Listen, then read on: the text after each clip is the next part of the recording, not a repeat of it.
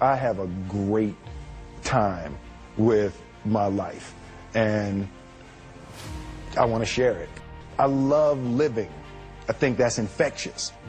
It's something that you can't fake.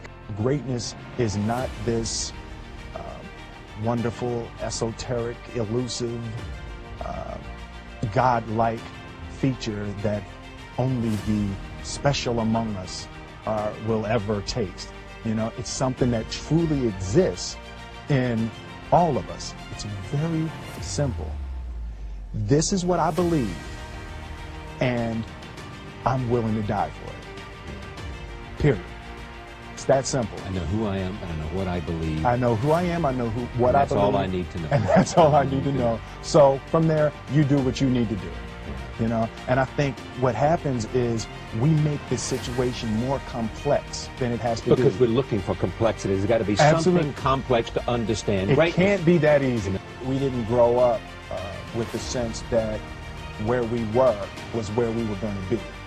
You know, we grew up with the sense that where we were almost didn't matter because we were becoming something greater.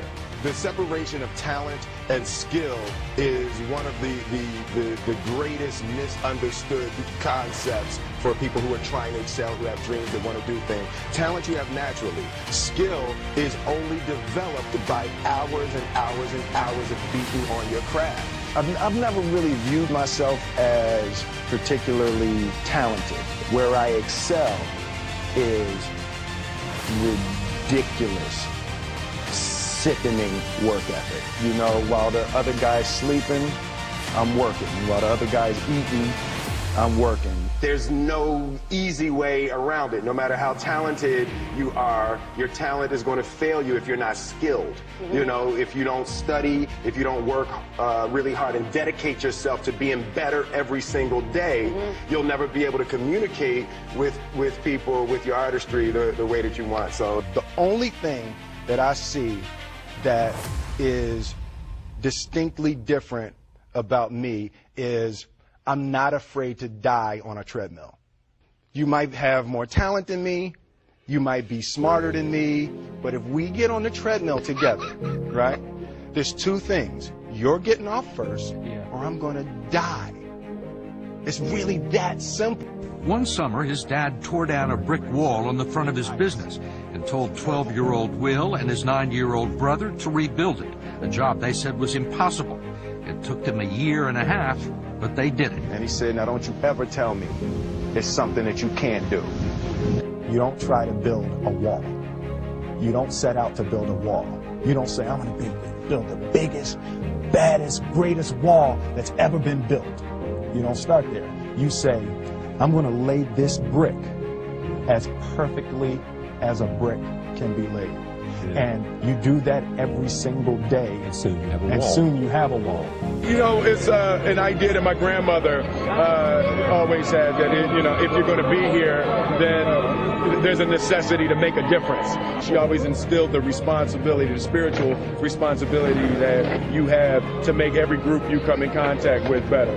I want to do good. Yeah. I want the world to be better because I was here. I want my life, I want my work, my family, I want it to mean something. And it's like, if you are not making someone else's life better, then you're wasting your time.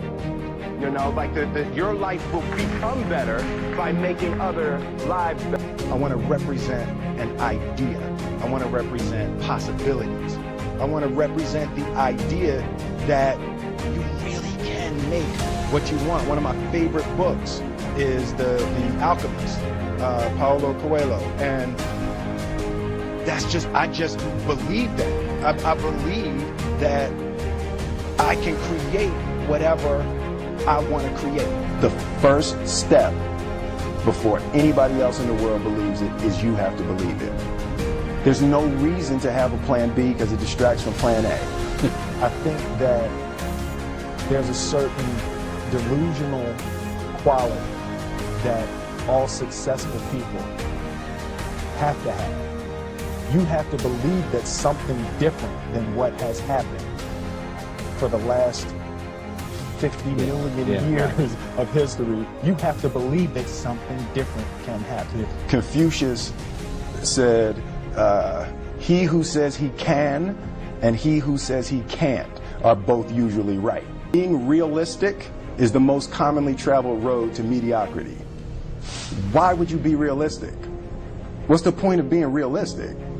Just put up a barrier. Yeah, I'm going to do it. It's done. It's already done. The second I decide it's done, it's already done. Now we just got to wait for y'all to see. It's unrealistic to walk in a room and flip a switch and lights come on. That's unrealistic.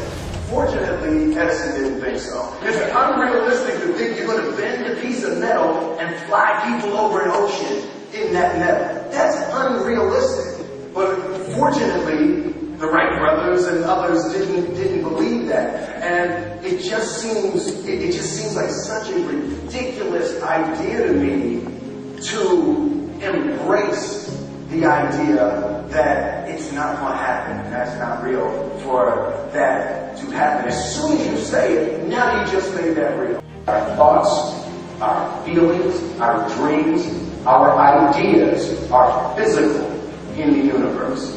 That if we dream something, if we picture something, if we commit ourselves to it, that is a physical thrust towards realization that we can put into the universe. That the universe is not a thing that's going to push us around.